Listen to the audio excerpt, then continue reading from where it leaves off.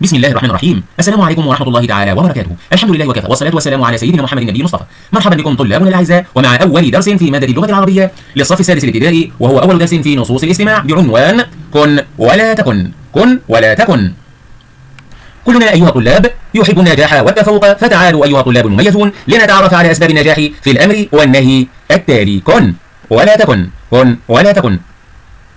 والآن أبناؤنا الأعزاء، تعالوا نتعرف على أهم هذه الأوامر التي يأمرنا بها لكي نحصل على النجاح والتفوق إن شاء الله. نصائح ووسائل النجاح: كن متفائلا، كن متحمسا، لا تكن متساهلا، لا تكن مشدود الأعصاب، كن حكيما، كن متواضعا، لا تكن عنيدا، لا تكن خاضعا.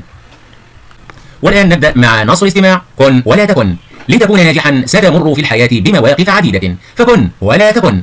كن متفائلا، فالمتفائل أكثر الناس سعادة، فهو يرى الحياة جميلة بخلاف المتشائم الذي لا يرى شيئا في الحياة جميلا.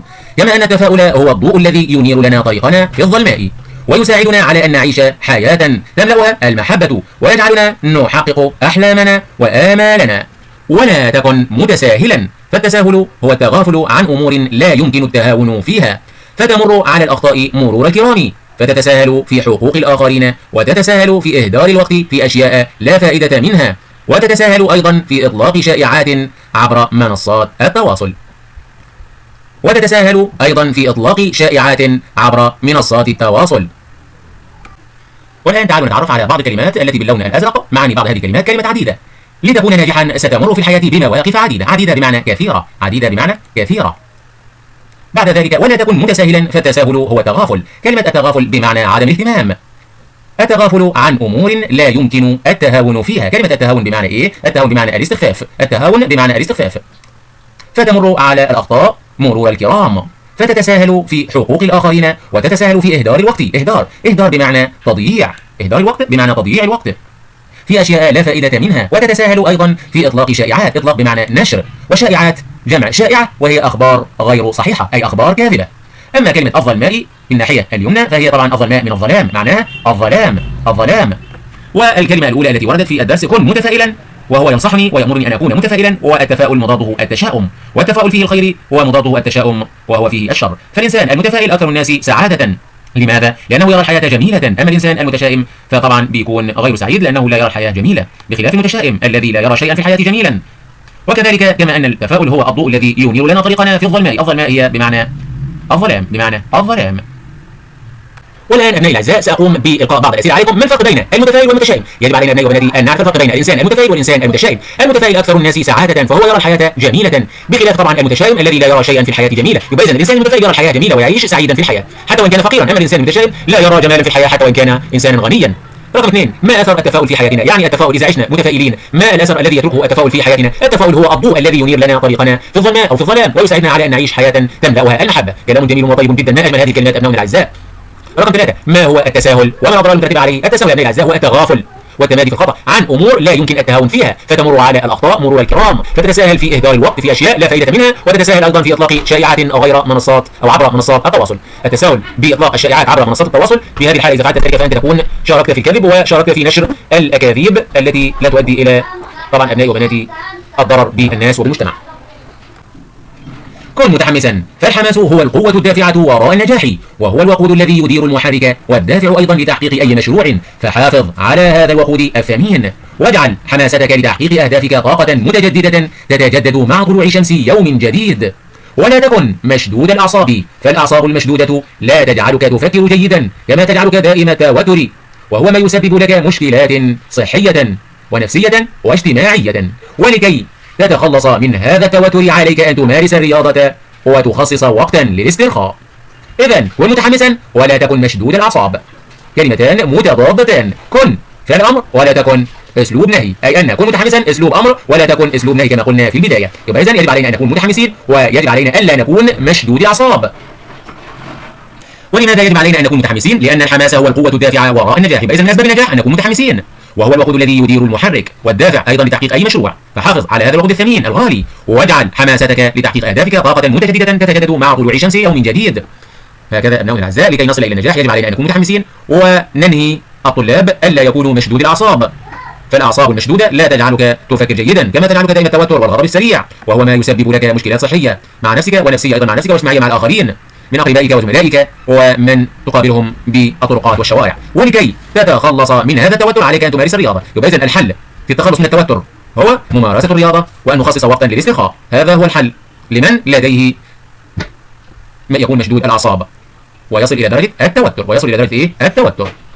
كن حكيما، فالحكيم هو الذي يفكر جيدا قبل أن يتحدث، وعندما يتحدث فهو يتكلم في الوقت المناسب بالكلام الملائم، ولا يحكم بما يسمع فقط ولكن على ما يرى. كما أن الحكمة هي أن تبتعد عن التسرع والتقليد الأعمال الآخرين. كن متواضعا، فالتواضع خلق إنساني نبيل، وذلك لأن الإنسان المتواضع هو ذلك الذي يرى كل ما يفعله وينجح فيه بسيطا، ويمكن أن يكون هناك من هو أفضل منه، وبذلك سيكون له مكانة فاضلة عند الناس المحيطين به، وسيعلو شأنه بينهم لأخلاقه الحميدة وتواضعه النبيل. أما بالنسبة لمعاني بعض الكلمات فبالكلام الملائم بمعنى المناسب. أما كلمة كن متواضعا فالتواضع خلق إنساني نبيل، كلمة نبيل بمعنى شريف، نبيل بمعنى شريف. أما كلمة بذلك سيكون له مكانة فاضلة، المكانة هي المنزلة، وسيعلو شأنه بينهم لأخلاقه الحميدة بمعنى الحسنة والجميلة. هذا السؤال ما صفات الإنسان الحكيم. تعالوا نتعرف أبنائنا الأعزاء على صفات الإنسان الحكيم كما أخذناها في الدرس. الحكيم يفكر جيدا قبل أن يتحدث، ويتكلم في الوقت المناسب بالكلام الملائم، ولا يحكم بما يسمع فقط ولكن على ما يرى. لكي يحكم على الأشياء لابد عليه أن يسمع ويرى في نفس الوقت، ولا يتسرع ولا يقلد الآخرين تقليدا أعمى. طيب السؤال الذي بعد ذلك رقم 7، ما مكانة المتواضع عند الناس؟ المتواضع له مكانة فاضلة عند الناس المحيطين به. ولا تكن عنيدا، فالعناد هو أن تصر على رأيك وتتشبث به وإن كان خطأ. تتشبث بمعنى تتمسك به حتى وإن كان رأيك بالعناد خطأ. ولا تحاول إعادة التفكير أو الاستماع للآراء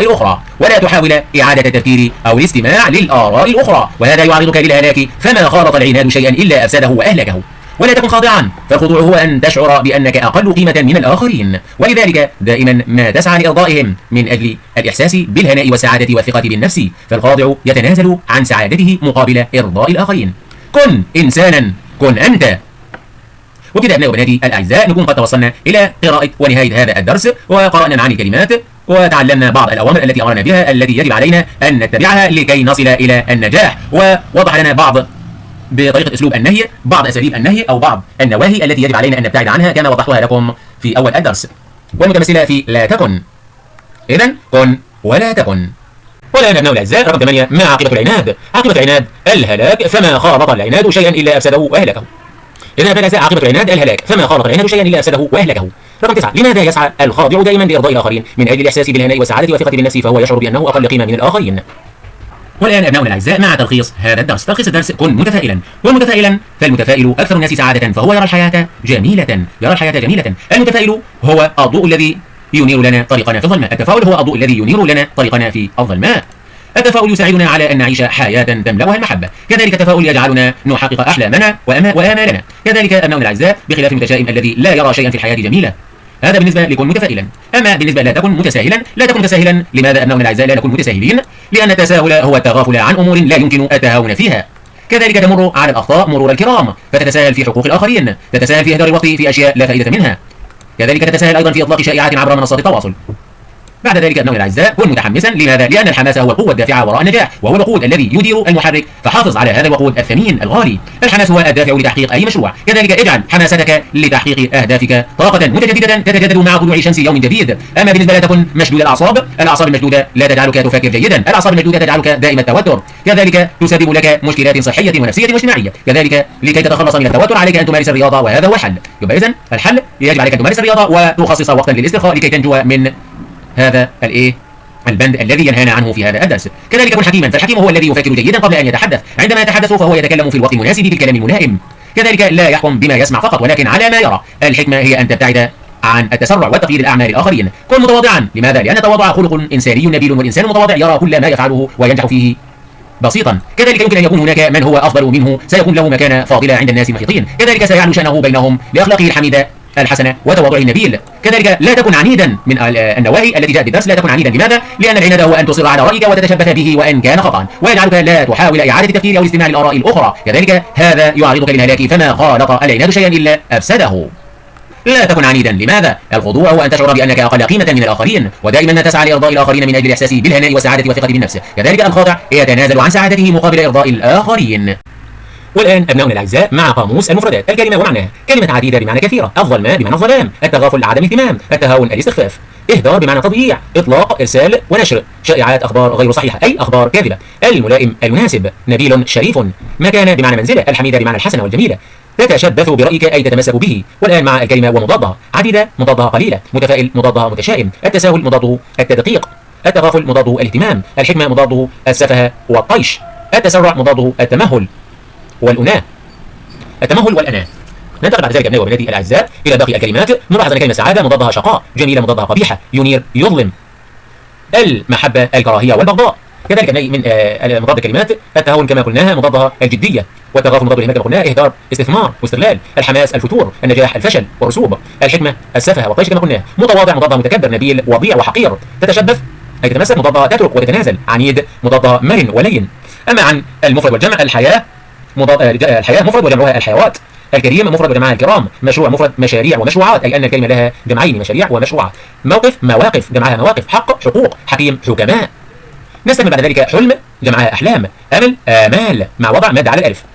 شائعة شائعات، جمع مؤنث سالم، جمع مؤنث سالم. وهنا آمال جمع تكسير. منصة منصات، جمع مؤنث سالم. مشروع كما قلنا مشاريع ومشروعات. وحكيم حكماء جمع تكسير. وعنيد عنب وهو جمع تكسير. قيمة قيم وهو جمع تكسير أيضا. هكذا قمنا بالتعرف على المفرد والجمع. والآن أبناؤنا الأعزاء تعالوا نقوم بحل أنشطة الشاطر على نص الاستماع. كن ولا تكن. السؤال الأول أو النشاط رقم 1، ضع علامة صح أو علامة خطأ. ألف، المتفائل لا يرى في الحياة شيئا جميلا. هذا طبعا أبنائنا الأعزاء إجابة خاطئة، إجابة خاطئة. لماذا؟ لأن الذي لا يرى في الحياة شيئا جميلا هو المتشائم، أما المتفائل يرى في الحياة كل شيء جميل. رقم باء، المتشائم أكثر الناس سعادة. إجابة خاطئة أبنائي وبناتي. لماذا؟ لأن الذي يكون أكثر سعادة هو الإنسان المتفائل. الإنسان المتفائل هو الذي يرى الحياة جميلة. إذن هذه الإجابة المتشائم أكثر الناس سعادة إجابة خاطئة.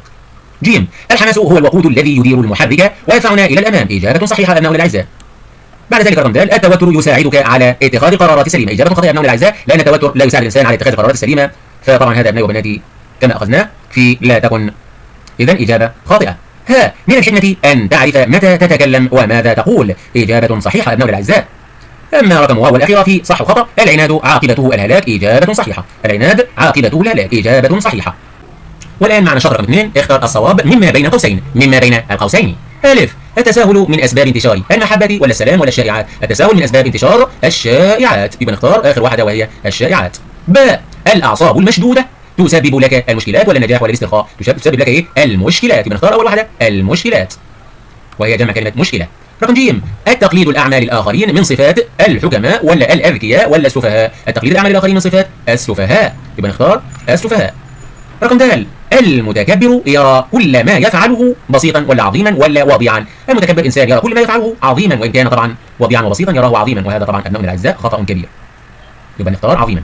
إذا علم العنيد أن رأيه خطأ ماذا يفعل؟ يتنازل عنه ولا يعتذر عنه ولا يصر عليه؟ بنختار الإجابة الأخيرة أبنائنا الأعزاء وهي يصر عليه. هذا الإنسان العنيد. آخر واحدة وهي واو، الخاضع لا يقدر نقط. الخاضع لا يقدر الآخرين ولا ذاته ولا أصدقائه. هو يريد أن يسعد الآخرين ويريد أن يسعد أصدقائه ولكنه لا يقدر ذاته، أي لا يقدر نفسه. يبقى نختار الإجابة الوسطى وهي ذاته. أما هذا النشاط رقم 3 بيقول أكمل مكان النقط بكلمة مناسبة ما بين قوسين. التغافل وحكيم والخضوع والعنيد ومتفائلا. ألف، إياك ونقط لغير الله تعالى. إياك والخضوع، والخضوع يبقى نختار كلمة إيه؟ كلمة الخضوع. إياك والخضوع لغير الله. إياك والخضوع لغير الله تعالى. رقم باء، نقط عن المشكلات يجعلها تزداد تعقيدا ويصعب حلها. التغافل عن المشكلات، يبقى نختار التغافل عن المشكلات الكلمة الأولى. التغافل عن المشكلات يجعلها تزداد تعقيدا ويصعب حلها. رقم ج، لا تجادل نقط فإنه لن يتنازل عن رأيه وإن كان خطأ. لا تجادل العنيد. العنيد يبقى لا تجادل العنيد. رقم د، كن نقط ترى الحياة جميلة. كن إيه؟ كن حكيما ترى الحياة جميلة، أو كن متفائلا تصلح، ولكن هنا طبعا لا تطلب المشورة إلا من حكيم. يبقى إذن كن متفائلا، يبقى نختار متفائلا في رقم د. متفائلا هكذا، كن متفائلا ترى الحياة جميلة. رقم إذا مثلا تشتت انتباهك بين اثنين اقرأ الاثنين وضع المناسب لما تفهمه سريعا، ثم بعد ذلك البقية اجعلها للتي إيه؟ تبقى في الآخر كما فعلنا هنا. لا تطلب المشورة إلا من، بقي عندي كلمة أخيرة وهي كلمة حكيم فهي الصحيحة. حكيم. يبقى كده قمنا بإجابة النشاط رقم 3 إجابة صحيحة، واخترنا الاختيار الصحيح وهي عبارة عن الصفات التي وردت بالدرس نص الاستماع. والآن ننتقل إلى النشاط رقم 4. اكتب أمام كل شخصية مما يأتي الصفة التي تنطبق عليها من خلال فهمك للنص. إذن أبنائنا الأعزاء هذه الجمل هي جمل لم ترد في النص، ولكنها هي عبارة عن جمل خارجية، ولكن الذي سنأتي به من النص هي طبعا أبنائي وبناتي الصفات التي وردت في النص. نقرأ مثلا رقم ألف، لم يستمع ابن سيدنا نوح عليه السلام لنداء أبيه بركوب السفينة مع المؤمنين وأصر على رأيه فكان من الهالكين. إذن ابن سيدنا نوح لم يستمع إلى رأي أبيه ولم يركب السفينة، فماذا حدث له؟ يعني من الهالكين. وهذه الصفة وردت فين؟ في الشخص العنيد، فهنا بنختار صفة إيه؟ عنيد. بنختار صفة إيه؟ عنيد. رقم باء، شخص ينظر إلى الإيجابيات ويستمتع بالجمال من حوله. هذا الشخص الذي ينظر الى الايجابيات ويستمتع بالجمال من حوله فهو انسان جميل، ويجب علينا ان نصفه بصفه المتفائل. الانسان المتفائل كما قلنا انسان جميل ينظر الى ايجابيات الشيء عكس المتشائم.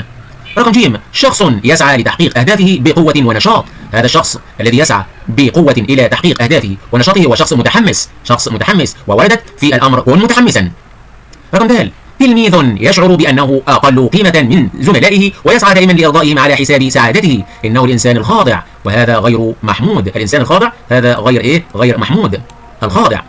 رقم ه وهي الأخيرة، رجل يطيل الصمت ويكثر العمل ولا يتدخل فيما لا يعنيه ولا يتسارع في إصدار الأحكام على الآخرين. هذه صفات طيبة تتوفر في الشخص الحكيم. وكده أبنائي الأعزاء نكون أتينا بالصفات التي وردت في النص، ولكن الجمل أبنائي وبناتي هي تشابه فقط، وهذا أبناء النشاط يدعون إلى التفكير والتعمق ولا يدعون إلى حفظ الأسئلة، فهذه الأسئلة تدعون إلى فهمها وليس حفظها. فكل ما قرأناه في هذا النشاط لم يرد في الدرس إلا الكلمات التي وردت، وهي كلمة عنيد ومتفائل ومتحمس والخاضع والحكيم فقط، وهذا ما يدعو إليه كتاب اللغة العربية للصف السادس الابتدائي، يدعون إلى التأمل والتفكير والتدبر وعدم الحفظ، وهذا أبنائنا هي غاية التربية والتعليم.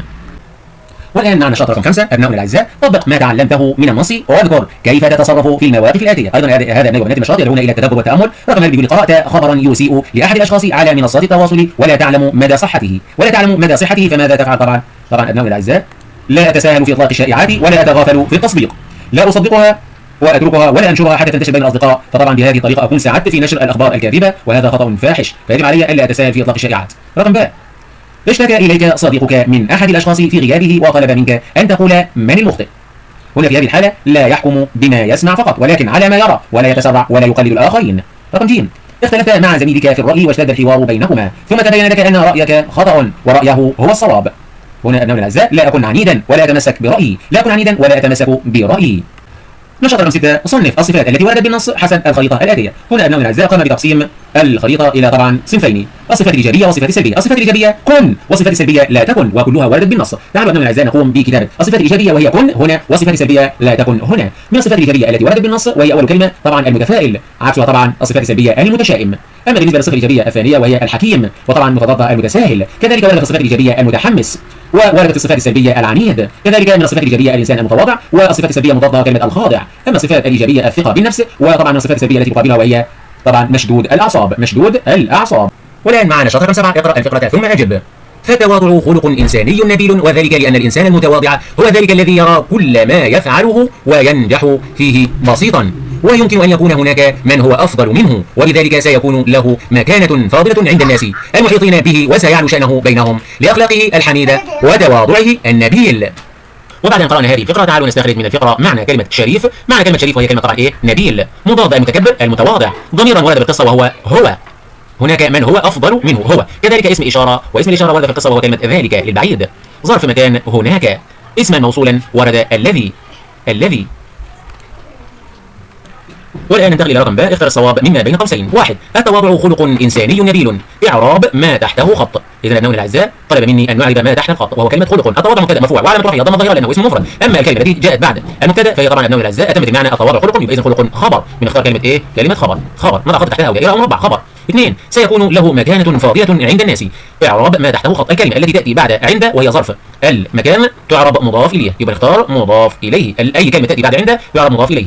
رقم 3، وسيعلو شأنه بينهم، إعراب ما تحته خط. أيضا سنعرب بكلمة شأنه، يعلو طبعا فعل سيعلو هي عبارة عن فعل مضارع مرفوع بالضمة، وهنا الضمة المقدرة لأن الكلمة تنتهي بالواو.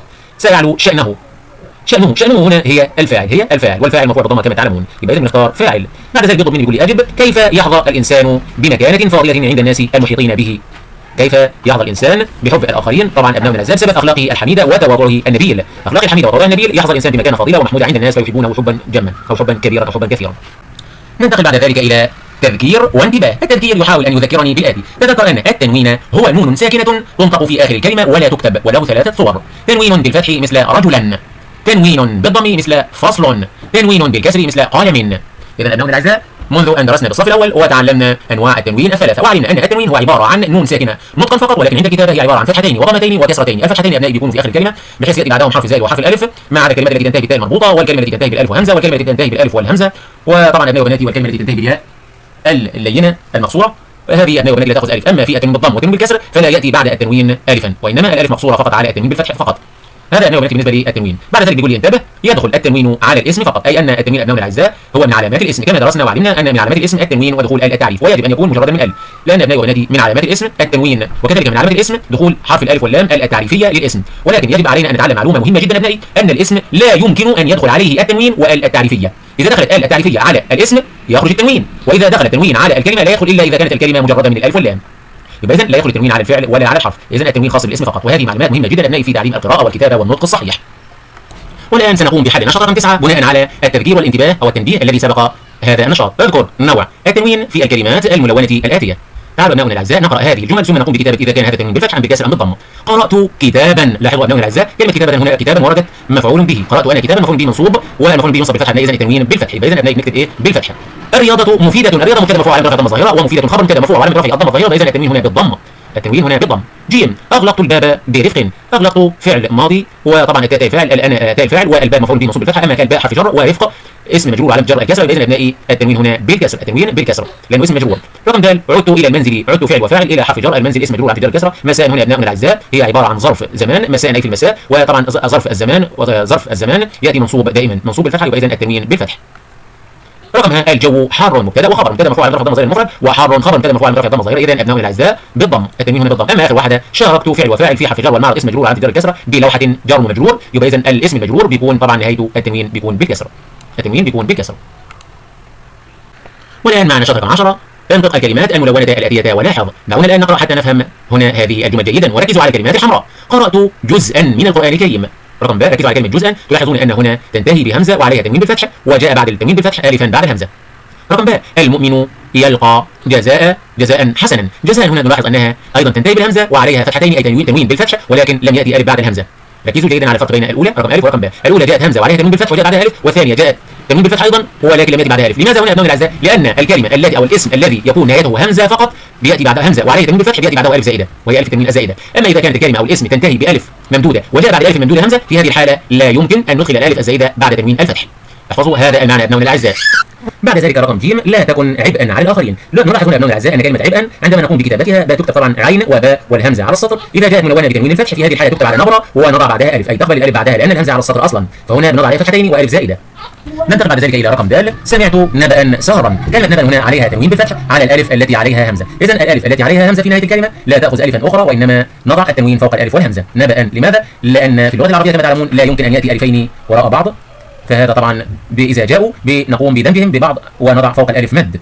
رقم ه، رأيت قطة في الحديقة. رأيت راء فعل ماضي مبني على الفتح وتاء فاعل وقطة مفعول به منصوب بالفتحة. نلاحظ هنا أن التاء المربوطة في نهاية الاسم وضعنا الفتحتين فوقها ولم يأتي ألف بعد التاء المربوطة، لأن التاء المربوطة لا تقبل ألف بعدها، لأن الكلمة التي تنتهي بالتاء المربوطة يجب أن تكون هي خاتمة للكلمة، أي أن التاء المربوطة لا يأتي بعدها حرف من الحروف الأبجدية. تعالوا نقرأ التذكير والتوضيح. تذكر أن التنوين بالفتح يأتي بعده حرف الألف مثل كتابا ما عدا المواضع الآتية. يبقى إذن التنوين بالفتح يأتي حرف الألف وهي حرف زائدة بعد جميع الحروف الهجائية في اللغة العربية ما عدا الحالات الثلاثة التالية. الهمزة المرسومة على ألف مثل نبأ، أي إذا جاء اسم ينتهي بالألف التي عليها همزة في هذه الحالة لا يمكن أن نضع ألف زائدة بعد التنوين. كذلك الحالة رقم 2، الهمزة المسبوقة بألف ممدودة مثل ما بين قوسين ألف وبعدها همزة مثل ضياء وصفاء وهناء ومساء، كل هذه الكلمات ومثلها لا يمكن أن نضع بعدها ألف أبدا، وإنما نضع التنوين بالفتح فوق الهمزة مثل كلمة مساء هكذا. الحالة رقم 3، التاء المربوطة هكذا قطة وردة زهرة لا يمكن أن يأتي بعدها ألف.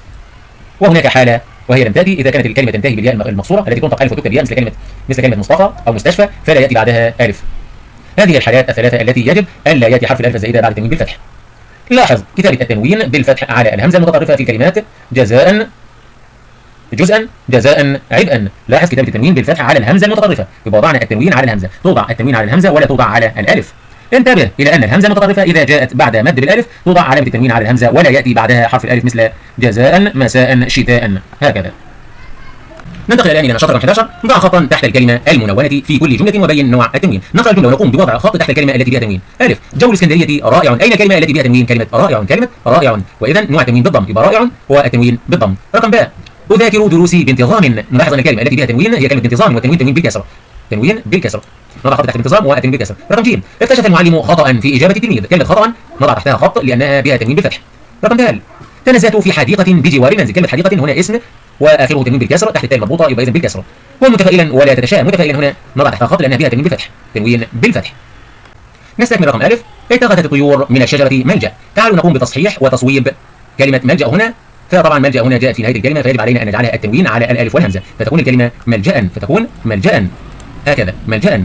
اللهم زد بلادنا نماء، زد بلادنا نماء. نلاحظ هنا أن كلمة نماء جاء التنوين على الهمزة، ونلاحظ أن الهمزة قبلها ألف، وهذا لا يصح طبعا أن نأتي بعد الهمزة بألف أخرى، فالصواب أن نقوم بكتابة كلمة نماء نون ميم ألف همزة وعليها تنوين ولا نكتب الألف الزائدة هكذا نماء. جيم يسقط المطر شتاء. كلمة شتاء هنا تلاحظون أن التنوين جاء على الألف وهذا خطأ، فالتنوين يجب أن يوضع على الهمزة، فتكون الكلمة شتاء تكتب هكذا. دال أذهب إلى المدرسة نشيطا. طبعا كلمة نشيطا هنا يجب أن تأخذ ألف في نهايتها بعد الطاء، ويكون التنوين كما هو على الطاء، فتكتب هكذا نشيطا بعدها ألف زائدة. رقم ها اقتربت من المدفأة فازددت دفئا. كلمة دفئا هنا نلاحظ أن الكلمة تنتهي بالهمزة وعلى الهمزة فتحتين أو تنوين بالفتح، وهذا خطأ، لأن الصواب إذا كانت الكلمة تنتهي بهمزة متطرفة في نهايتها فتأخذ التنوين وبعدها بيكون ألف، ولكن في هذه الحالة الهمزة المتطرفة على السطر توضع فوق نبرة، توضع فوق نبرة أو ياء هكذا دفئا هكذا، ونضع فوقها التنوين هكذا. أبنائي الأعزاء قمنا بتصحيح الأخطاء في هذا المثال. بيطلب مني بعد ذلك النشاط رقم 13، بيقول اكتب التنوين المناسب على الكلمة الملونة في كل جملة مراعيا موقعها الإعرابي. رقم ألف الشمس مشرقة. الشمس مبتدأ مرفوع على الضمة الظاهرة، ومشرقة طبعا هنا خبر مبتدأ مرفوع على الضمة الظاهرة، فطبعا إذا كانت الكلمة خبر فنضع عليها تنوين بالضم، فالتاء المربوطة نضع فوقها تنوين بالضم هكذا هكذا مشرقة. رقم باء اشتريت فستانا. اشتريت فستانا. أين التنوين بالفتح أبناء الأعزاء؟ لا يوجد تنوين بالفتح على النون، لكن في هذه الحالة بنضع تنوين بالفتح على النون فستانا هكذا. جيم جلست تحت شجرة. هنا كلمة شجرة أي كلمة تأتي بعد كلمة تحت بتعرف طبعا مضاف إليه مجرور بالكسرة، فهنا طبعا أبناء الأعزاء شجرة التنوين بيكون بالكسر تحت شجرة. قرأت قصة نضع عليها تنوين بالفتح لأنها مفعول به منصوب بالفتحة، وتنتهي بالتاء المربوطة وتأخذ ألفا.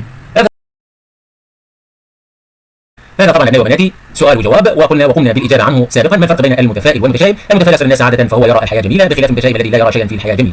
ما أسر التفاؤل في حياتنا؟ التفاؤل هو الضوء الذي ينير لنا طريقنا في الظلماء ويساعدنا على أن نعيش حياة تملأها المحبة ويجعلنا نحقق أحلامنا وآمالنا. ما هو التساهل وما الأضرار المترتبة عليه؟ التساهل هو التغافل عن أمور لا يمكن التهاون فيها، فتمر على الأخطاء مرور الكرام، فتتساهل في إهدار الوقت في أشياء لا فائدة منها، وتتساهل أيضا في إطلاق شائعات عبر منصات التواصل. ما القوة الدافعة وراء النجاح؟ القوة الدافعة وراء النجاح هي الحماس.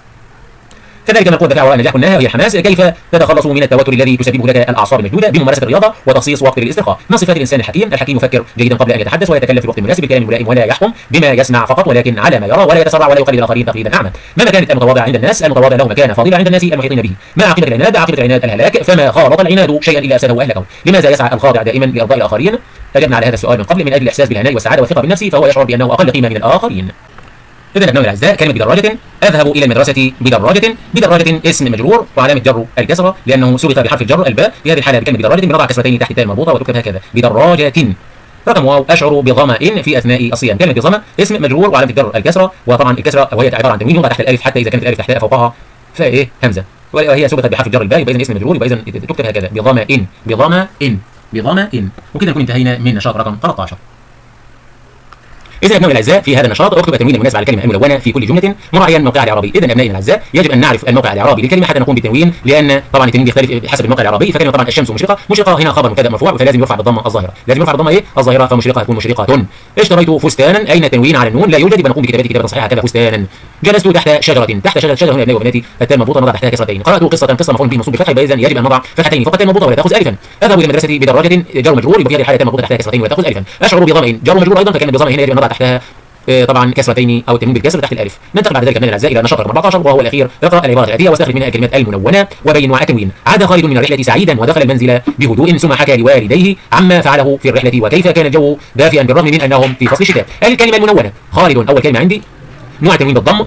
لماذا؟ لانه فاعل مرفوع وعلامه الضمه الظاهره. الكلمه المنونه رقم 2 من الرحله سعيدا. كلمه سعيدا هنا طبعا ابنائي وبناتي هي حال لخالد، في هذه الحاله طبعا نوع التنوين بالفتح، والكلمه اللي بعد ذلك وهي كلمه ايه ابنائي الاعزاء؟ ودخل المنزل بهدوء. ودخل المنزل بهدوء. اذا ابنائي الاعزاء يجب ان نضع كسرتين تحت الهمزه لانها طبعا كما تعلمون هي همزه متطرفه. نوع التنوين هنا كما قلنا هو تنوين بالكسر. الكلمه المنونه بعد ذلك وهي كلمه ايه؟ هي كلمه دفئا. دافئا. كلمه دافئا كما تعلمون كان الجو دافئا. التنوين هنا يوضع على الهمزه وبعد ذلك تقبل الالف لان الهمزه ليس قبلها الف، في هذه الحاله يكون التنوين على الهمزه وهذا نوع تنوين بالفتح. وبهذا النشاط ابنائنا الاعزاء نشاط رقم 14 اكون قد وصلت الى نهايه هذا الدرس الجميل السهل عليكم ان شاء الله. انتظروني ابنائي الاعزاء في الدرس القادم ان شاء الله، ساقوم بتحضيره لكم وشرحه شرحا مبسطا تفهمونه فهما جيدا، وان شاء الله ابنائي وبناتي الفيديو القادم ساضعه في صندوق الوصف اسفل الفيديو.